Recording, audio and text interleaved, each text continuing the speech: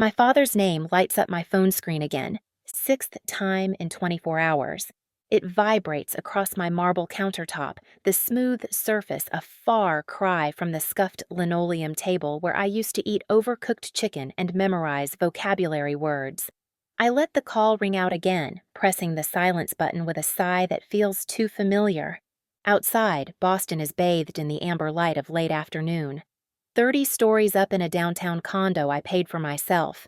I've built a life so far from the small Missouri town that raised me, it might as well be another planet. Still, some things find a way to reach you, like guilt, or worse, obligation wrapped in family guilt. Another notification, email from Lawrence Grayson. Subject, URGENT, wedding RSVP. The pit in my stomach arrives right on cue. I open it anyway. You haven't responded to Chloe's wedding invitation. It's the most important event of her life. We expect you to be there. If you refuse, we'll have no choice but to reevaluate our financial contributions toward your education. This is your last chance to be a part of this family. Don't throw it away. There it is. The unspoken hierarchy, spoken loud and clear. Chloe gets a celebration, a week-long spectacle. I get threats. I lean back into my velvet armchair, the one I splurged on after my first year at MIT. The diploma they think I'm still working toward is already framed in my bedroom. Master's in AI engineering, summa cum laude, finished last spring. Not that they know, not that they ever asked. My phone buzzes again. Mom, please just call your father. He's furious. Furious is his default. He was furious when I wanted to skip prom to study for my calculus final. Furious when I got accepted to Stanford and didn't tell him because I knew the answer would be no. Furious when I moved out at 17 without looking back. A voicemail notification. I let it play aloud. Aria, this is your father. We've been more than patient with your silence. Chloe's wedding is next weekend, and you will be there. If you can't prioritize your own sister's happiness over whatever issue you've decided to invent, then don't expect another cent toward your tuition. That's not a threat. It's a fact. I shut the phone off before he can finish. I don't need their tuition. Haven't for a long time. 3 years ago, I landed a full ride based on merit and internships that outpaced anything they ever imagined for me. But they still think I'm struggling, still believe I'm at state college, living off their monthly support checks that I haven't cashed in over a year. Because it was easier to let them believe I still needed them. Because old habits die hard. I scroll to my banking app. Savings, $172,456.83. I exhale. Plenty. Enough to never need their help again. Enough to walk away for good. But walking away isn't always simple, not when it's family. Not when the person getting married is your sister, even if she's always been the golden one. Even if every childhood memory with her is laced with the sting of being compared, overlooked, erased. A knock rattles my apartment door. I already know it's Kayla, my roommate and the only person who knows the full story. You gonna answer? She asks, nodding toward my silenced phone as she drops her gym bag by the entryway. No point, I reply. They only call when they want something. She raises an eyebrow. Is this about Chloe's wedding again? I nod. They said if I don't go, they'll cut tuition. But you already graduated. They don't know that. Kayla whistles. Damn, you're playing the long game. I just didn't want them to ruin it, I say. The one thing I did for me. I walk to the bookshelf and pull out a box tucked behind old textbooks. Inside is a photo of my high school graduation. Chloe in the center, wearing a cheer uniform, being held up by Dad for a picture. I'm off to the side, barely visible, holding my valedictorian sash. They didn't stay long that day, had to get Chloe to a party. I put the box back and shut it firmly. They only notice me when I say no, I whisper. Kayla nods, not pressing. So, what now? I stare out the window. Now, I decide if I want to be the bigger person. Or the smarter one. I sit at my desk and open a blank document. The cursor blinks at me, waiting. Instead, I start typing an itinerary. Boston to Missouri. 3 days. No more. I'll show up, but not for them. For the girl I used to be, the one who thought being seen meant being loved, and for the woman I am now, the one who knows that sometimes showing up is the loudest way to reclaim your voice. I fly home 2 days later. First-class ticket, leather carry-on. Everything carefully curated, not to show off, but to armor myself. The hometown airport looks exactly the same. 1 terminal, 2 gates, and the smell of burnt coffee that hits like muscle memory. The drive into town is just long enough to let the past seep in. Chloe's wedding banners line Main Street, fluttering on lampposts like national flags. "Welcome to the Grayson Bradley wedding weekend," they declare in rose gold cursive.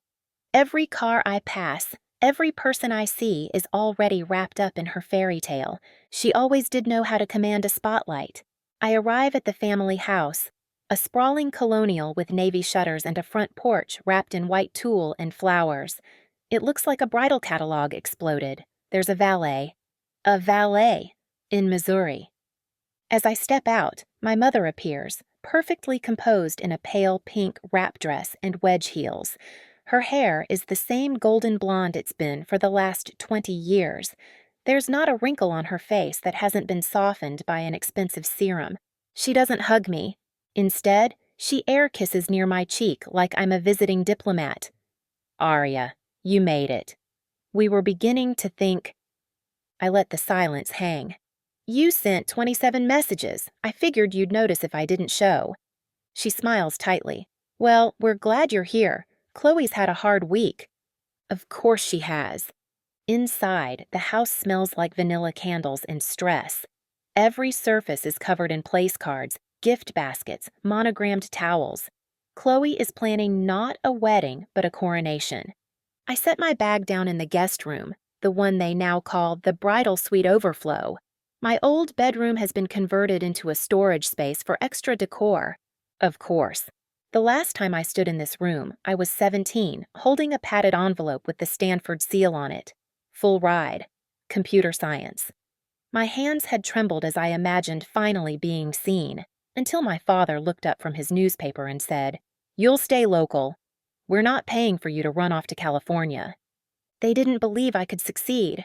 Worse, they didn't want me to. They were afraid Chloe would feel less than if I went too far. So, I lied. Enrolled at a local college to keep up the illusion, then deferred. Worked nights and saved every dollar. Applied again in secret, this time to MIT.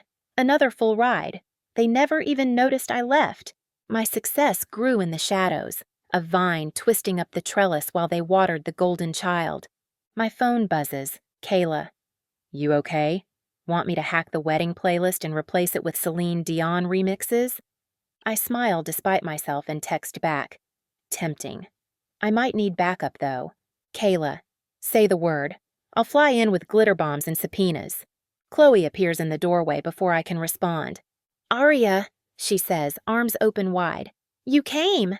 I force a smile. "Couldn't miss the royal wedding." She laughs like I made a joke. She's wearing a white silk romper and diamond studs the size of raisins. Her blonde hair is curled to perfection. I note the spray tan, eyelash extensions, and fresh manicure. There's a certain sparkle in her eye that always says I've already won. "Let's catch up later," she says, already halfway down the hall. "The florist just had a meltdown and Mom is 2 seconds from losing it over the napkin folds." Later.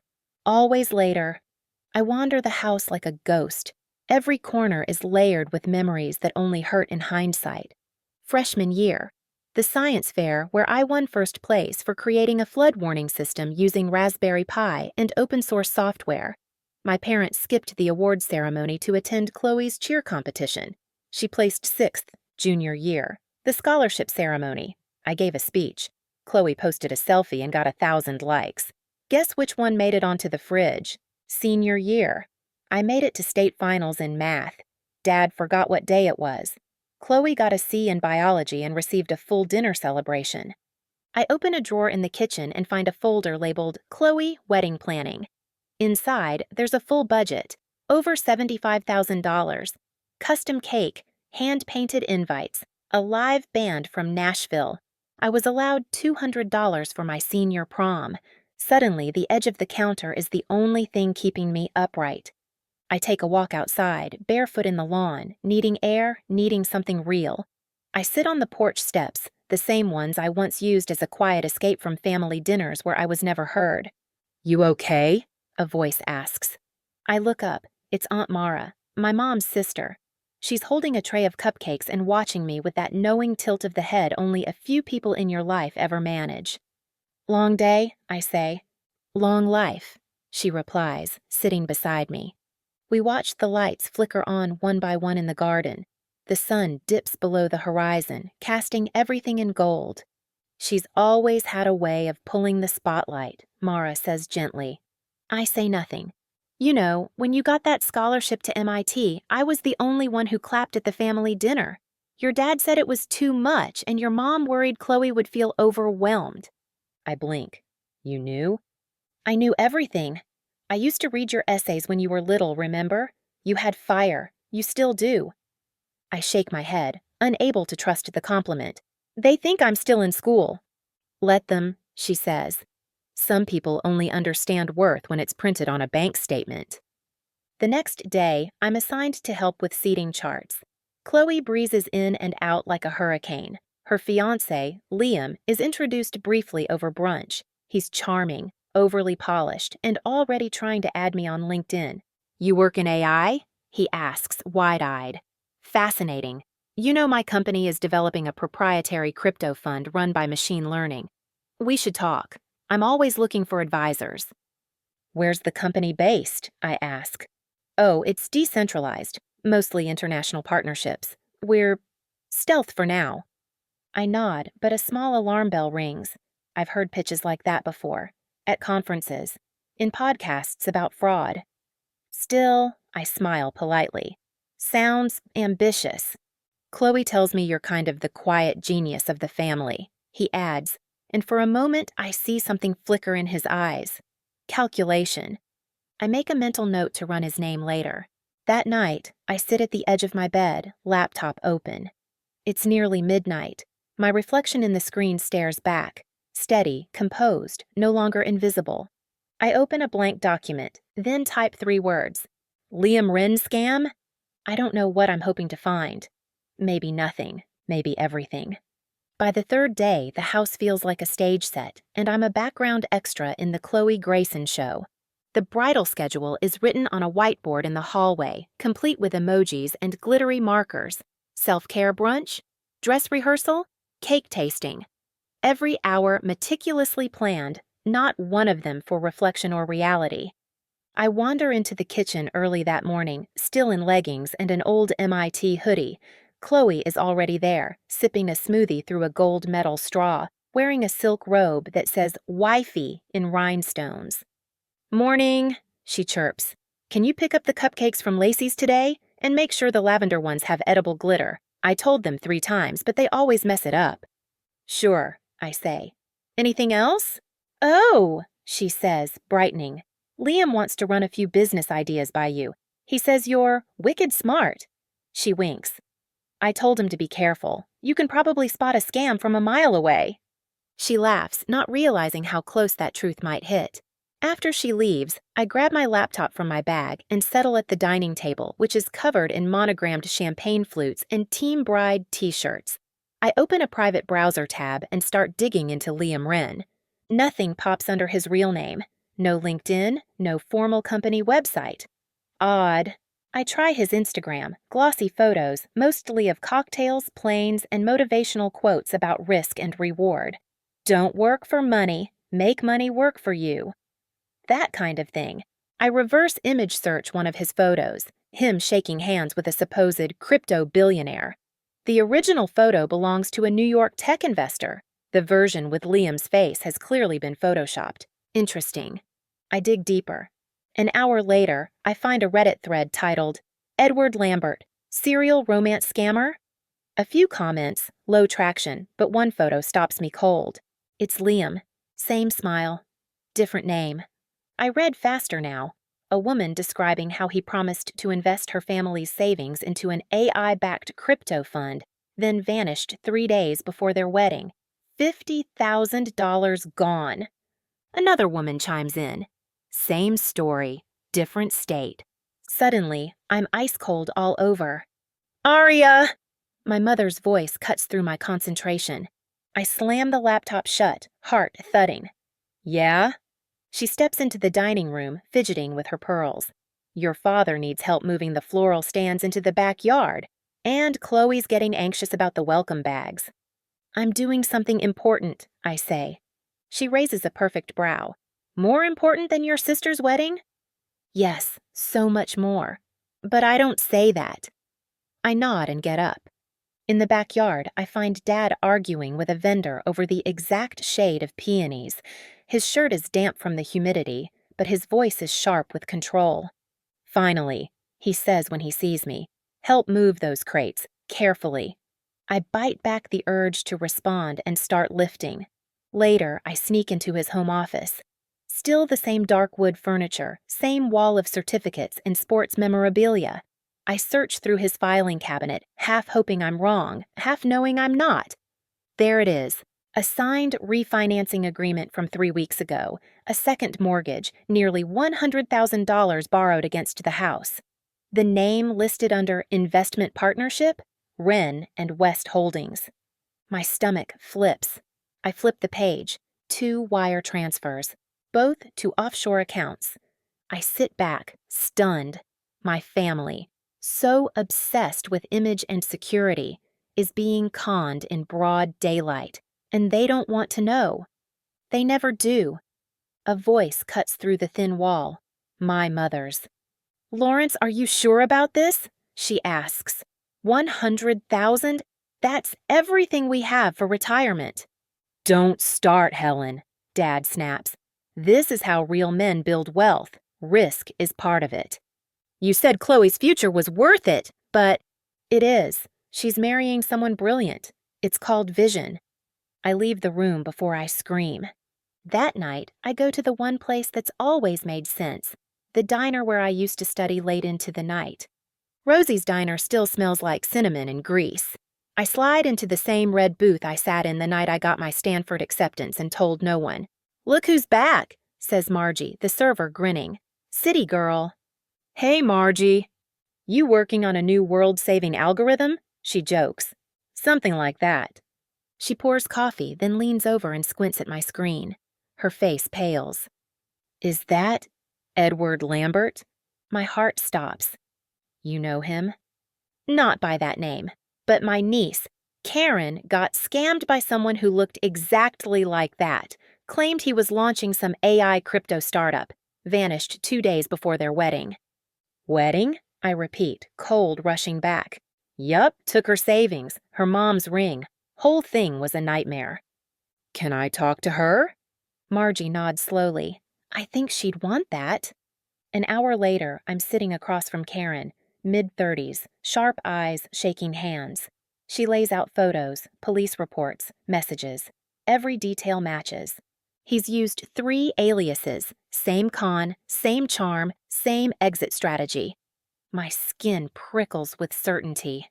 I tried to tell the cops, Karen whispers, but without contracts, it's civil, not criminal. I thank her, make copies, and head back home. My phone buzzes as I pull into the driveway. Chloe. Chloe. You disappeared again. We need help with the favors and Dad's freaking out. Can you not make this weekend about you? I stare at the text, then the house, glowing in soft golden light. Inside are people who've never truly seen me. But they need to. Because if I don't stop this now, everything, their home, their money, their future, disappears with Liam Wren. I sit on the edge of my bed, staring at the folder Karen gave me. Photos, bank statements, wire transfers, police reports, 3 aliases, 3 women, 3 weddings that never happened. Each story like a mirror of Chloe's future. One she's dancing toward, blind and blissful. I could say nothing. Let the house fall. Let the second mortgage devour them. Let Liam disappear with their money and their pride. But that's not who I am. I close the folder and open my laptop. I spend the next 8 hours building a case. I cross-reference Liam's known aliases, Edward Lambert, Ethan Wynn, Elliot Wren, with property records, criminal complaints, financial databases. He's left a trail of charm and chaos through at least 4 states. One woman in Chicago, another in Dallas, the third, Karen, in upstate New York. All described the same patterns: lavish love, tech startup dreams, crypto jargon, vanishing days before the wedding with tens of thousands in investments. His social profiles are curated illusions. Every business mentioned is either unregistered or dissolved. Every partner, either non-existent or unreachable. I contact a friend at a cybersecurity firm. He traces one of Liam's recent IP logins to a VPN based in the Cayman Islands, untraceable. But now I have enough. I print everything, pages and pages of documentation, names, faces, patterns, receipts. I don't sleep. The next morning I find Chloe in the sunroom. She's surrounded by gift bags, crying over the font on the place cards. I specifically said calligraphy, not cursive, she whimpers, waving a crumpled card. This is literally the worst thing that could happen. I kneel in front of her. No, it's not. She blinks, mascara smudged. What's that supposed to mean? I need to talk to you, in private. Her eyes narrow. Is this about the rehearsal dinner? Because I swear to God, Aria. It's about Liam. I wait as the words land. She straightens, defensive already. What about him? Not here, please. We sit in the study, the one Dad never lets anyone use, and I spread out the documents like a war table. Chloe crosses her arms, glaring. I need you to listen all the way through, then decide what to believe. She doesn't respond. So I begin. I walk her through the aliases, the fake companies, the photos, the identical cons, the wedding scams, the offshore accounts. I show her the mortgage paperwork. Her expression shifts: disbelief, anger, hurt, then denial. You're jealous, she spits. My stomach sinks. What? You always hated me. You can't stand that I have someone amazing, and now you're trying to ruin it. I sit back, stunned. You think I made this up? I think you've always wanted to be the center of attention. You couldn't let me have this. Chloe, I say gently, he's going to disappear. You're not the first. You won't be the last. She shoves the papers across the table. Get out! I hesitate. Get out! I retreat to the backyard. Aunt Mara finds me pacing between the rose bushes. What happened? She asks. She didn't believe me. Mara sighs. Of course not. She spent her life being worshipped. Truth isn't something she's ever had to face. She said I was jealous. Mara studies me. And were you? I flinch. Not because it's true, but because I used to be. When I was 13, when I won the state math competition and they left halfway through my speech to take Chloe to get her ears pierced. I used to be, but not anymore. That evening, the house is buzzing with last-minute preparations.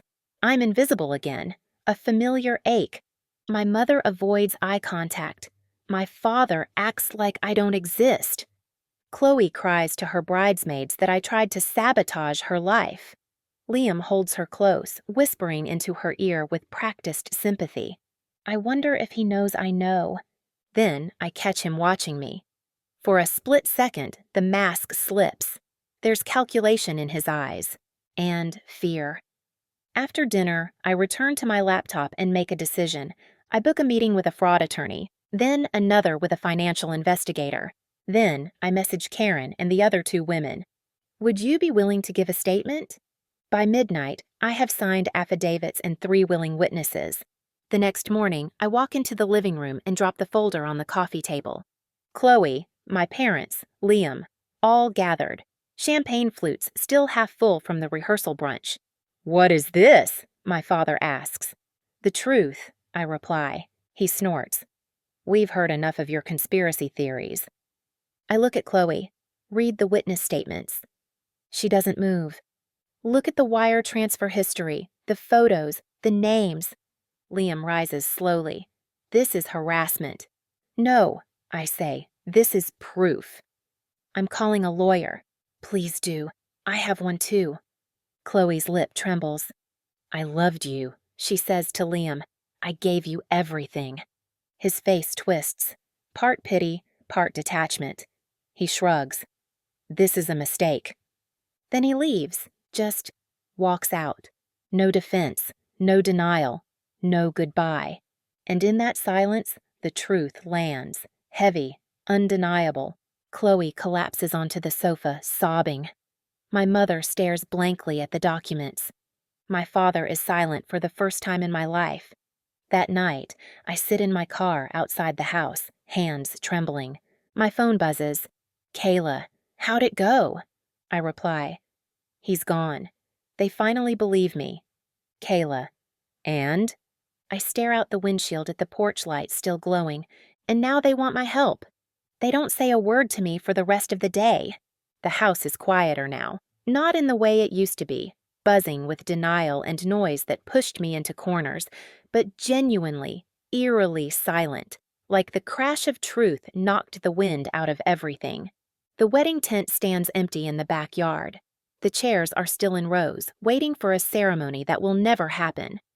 I drink my coffee alone at the kitchen island the next morning, watching condensation trail down the side of my glass like a metaphor. My father enters wordlessly.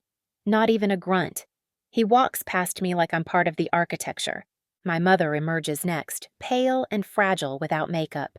She stands near the sink, fiddling with the ring on her finger until finally, softly, "We didn't know."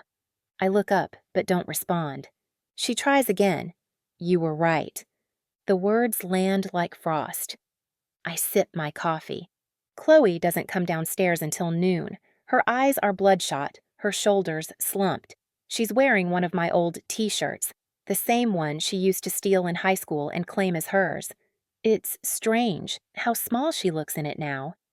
She sits across from me. I didn't want to believe it. "I know," I say quietly. "I was so sure this time was different." "I know that too." She leans forward. "You must feel so proud. Being right, having all your facts, getting your revenge." I blink at her. "You think this was revenge?" She doesn't answer. "I tried to help you before it all fell apart," I say, keeping my tone even. "You told me I was jealous. You always seemed so distant, better than us." "I had to be." My voice cracks for the first time. "I had to leave just to breathe, just to exist outside of your shadow. I didn't want to be better. I just wanted to be seen." Chloe looks down at her hands. "I was always scared of you," she admits. "Scared of how effortless you made it look, how smart you were, how you never needed anyone." I laugh, soft, bitter. "I needed someone. You were just too busy being celebrated to notice." A beat of silence. She asks, "Are you going to help them?" "Do you think I should?" She shrugs. "You're the only one who can." Later, in the living room, my parents sit together like two people suddenly aware they're fallible. "I spoke with the bank," my father says. "They said if we don't make a payment by the 1st, they'll begin proceedings." I nod. "And the credit cards," my mother begins, her voice brittle. "The debt collectors have already started calling." They look at me then, not with expectation exactly, but with hope. It's such an unfamiliar posture from them, I barely recognize it. "What do you need?" I ask flatly. "Financial support," my father says.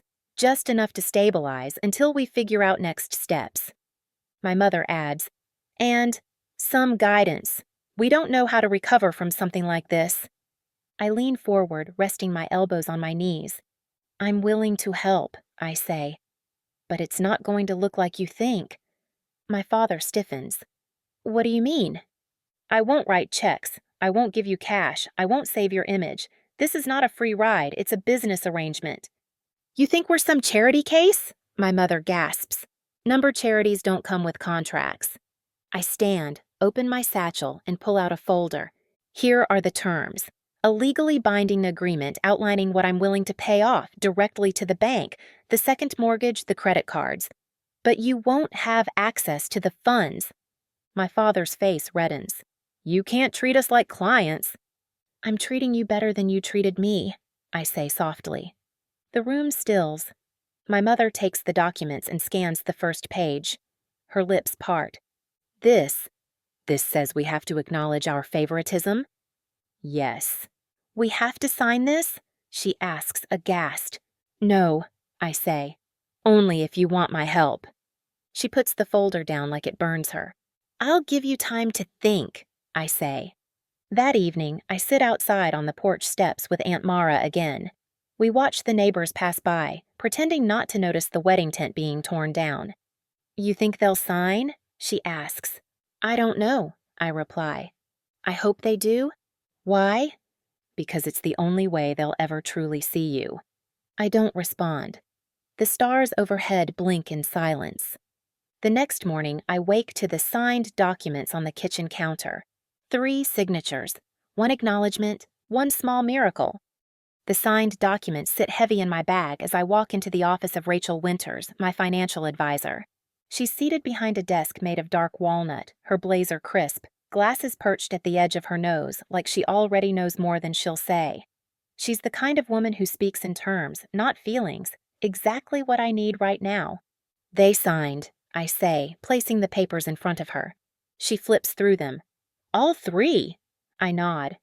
Even my father. That says something, she remarks. It says they're desperate. She doesn't argue. We spend the next 2 hours setting everything in motion. Mortgage payments, credit consolidation, transfers with full documentation. Rachel drafts communications to banks, lawyers, and creditors. Not 1 cent will pass through my parents' hands. They don't like it, but that's the price of rescue. When I arrive back at the house, the shift is subtle but seismic. My father no longer pretends I'm invisible. My mother offers coffee without passive aggression laced between the cream and sugar. Even Chloe, quiet, distant Chloe, sits beside me at dinner and doesn't say a word about fonts or florists or edible glitter. It's not warmth, not yet. But it's not war. The second morning back, I find myself in the kitchen, laptop open, coffee in hand, scanning my inbox. I'm halfway through answering a work email when my father enters, stops, and lingers like he has something to say. Finally, he clears his throat. This advisor of yours, she's thorough. That's her job. He nods, folding his arms across his chest. You don't trust us? I close the laptop. I don't know how to trust people who only believe me when everything's already broken. His jaw tightens. We were trying to do right by Chloe. You did. Every year, every holiday, every time she needed praise or money or attention, you did right by her. He exhales slowly. That wasn't the plan. It just happened. I know, I say. You made us look foolish. No, I say. He made you look foolish. I tried to stop it. There's a beat of silence that feels like something more than silence. He nods once and leaves the room. And that, I realize, is the closest thing to an apology I'll probably ever get. On my final night at the house, I sit with Chloe in the backyard. The wedding tent is gone. Only impressions of the stakes remain in the grass, like ghosts of a future that never happened. Chloe pulls her knees to her chest, her engagement ring already missing from her hand. He blocked me, she says, voice flat. Every account, every platform, just vanished. I'm sorry. I should have seen it. You couldn't. She glances at me. You did. I do this for a living. Pattern recognition, risk modeling. But you also... You saw me falling. I didn't want to let you fall alone. We sit in silence for a while, listening to the rustle of wind through the trees. Eventually, she asks, Do you think I can come back from this? Yeah, I say, but not if you pretend it never happened. Her eyes glisten. Why are you helping us? I look up at the stars. I'm not doing it for you, I say. I'm doing it for me. She nods, and for once, she understands.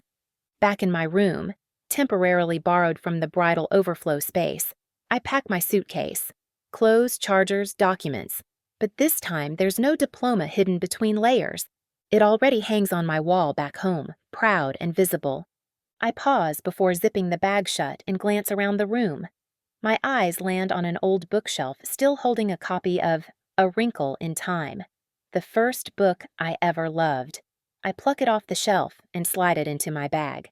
A reminder of the girl I was and how far she ran.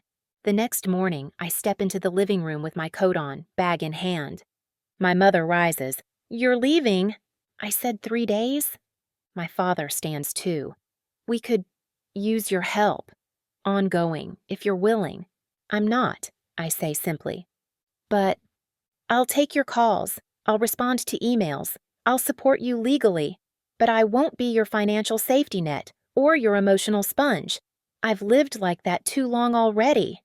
They both look stricken. Chloe stands in the hallway, watching. I nod toward her. "You've got her. You always have."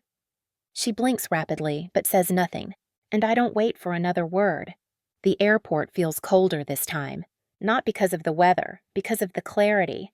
My seat by the window offers a view of endless gray sky, a fitting metaphor, I think. The storm is over, but the sky isn't sunny just yet. I lean back and close my eyes as the plane lifts off. Some things are finally behind me. Others are just beginning. Back in Boston, my apartment greets me like an old friend, clean, quiet, honest. I unpack slowly. No rush. The folders go in the safe, the suitcase under the bed, the book on the nightstand. Then I water the basil plant on my windowsill, something that somehow survived even while I was gone. Like me. A week after I return to Boston, my phone buzzes during a quiet lunch. It's not my family this time. It's Rachel, my advisor. "The first round of payments cleared," she says. "Mortgage is current, credit cards stabilized, consolidation paperwork finalized." "Good," I say, stirring cream into my coffee. "No issues?" "Your father tried to email the bank directly, requesting access to the consolidation account." I pause. "What happened?" "They contacted me instead, per our arrangement." I locked the account tighter. I exhale. "Thank you." Rachel hesitates, then says something I don't expect. "They may never thank you for this." "I don't need them to." She pauses again, but part of you still hopes they will. I don't answer. I know she's right. The small, stubborn part of me still wants them to say, "We were wrong. You mattered. We're sorry." But silence has been their answer for 26 years. So I settle for control instead. I write them an email that evening. Professional, measured, clear. I outline what the next 6 months of support will look like. Continued financial stabilization through Rachel's firm, with regular audits and limits. I will not be their bank. I will not be their daughter on command. They have access to help, but not to me. Attached to the email is a second document, a personal statement, not legal, not required, but needed. It details, in plain language, the years they left me behind, the missed ceremonies, the ignored awards, the silence in the face of my success. It doesn't accuse, it simply names.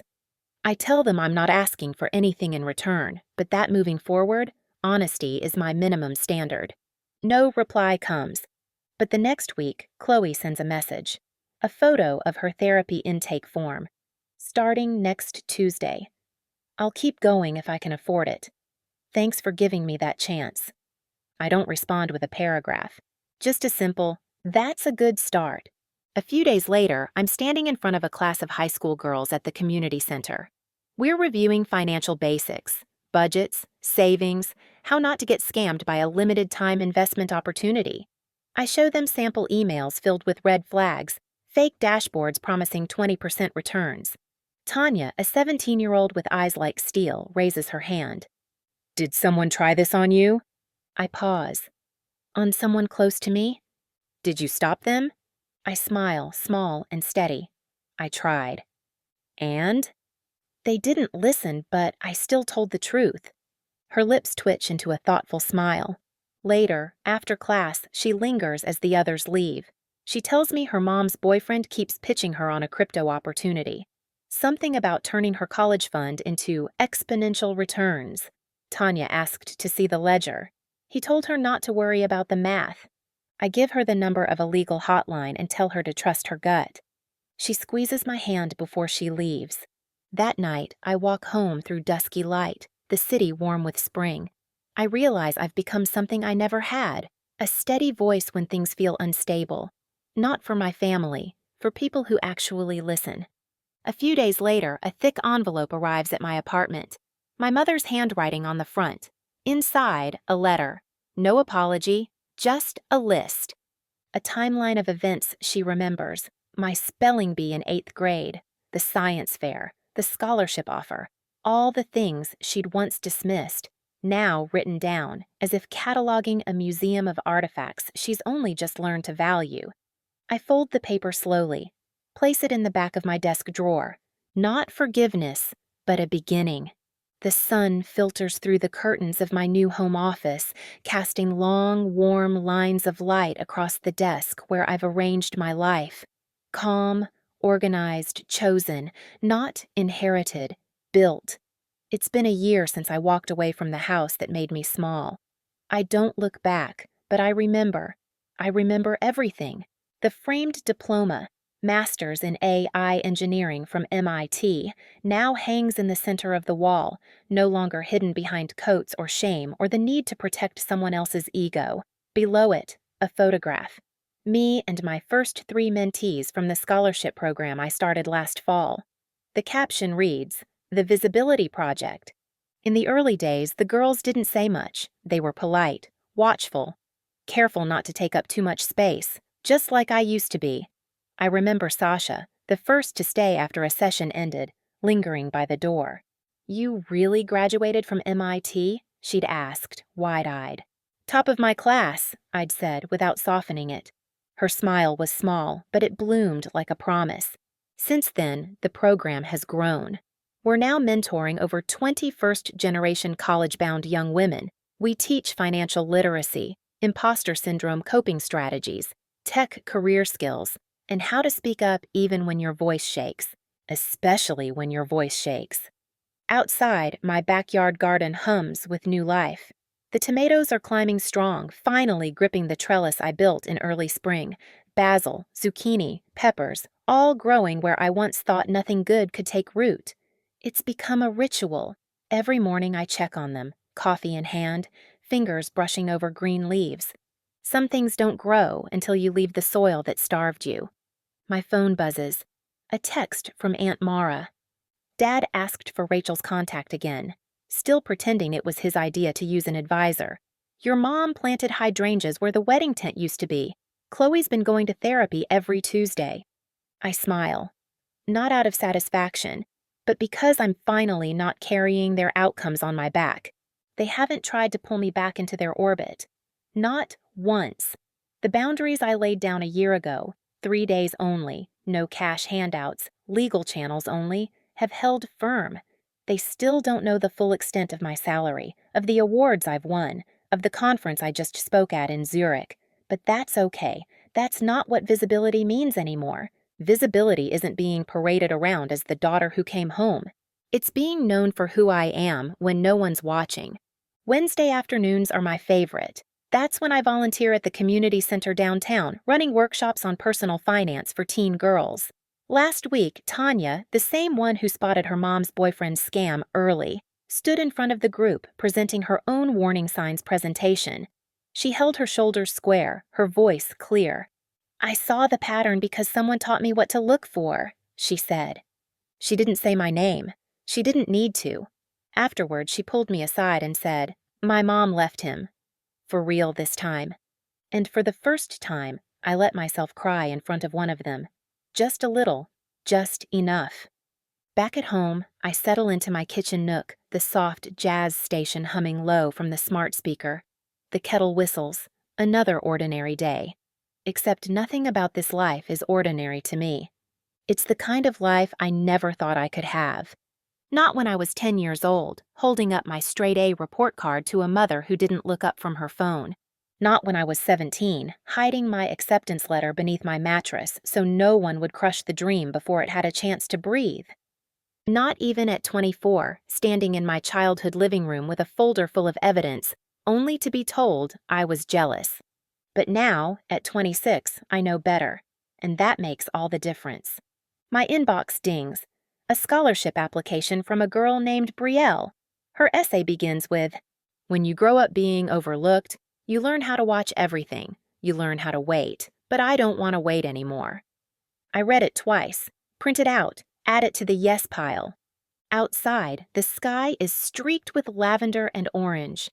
I step onto the back porch, the air warm with the scent of herbs and the hum of cicadas. My fingers trail the rosebush I cut back last fall. Severely, almost aggressively. It was wild, unmanageable. The pruning felt cruel at the time. But now it's blooming, thicker, stronger, fuller. Sometimes we only grow after we're cut back, when we let go of what was and reach stubbornly for what could be. I sit on the porch swing, pull my legs up beneath me, and let myself rest. Truly rest. No apologies, no shrinking, no permission needed.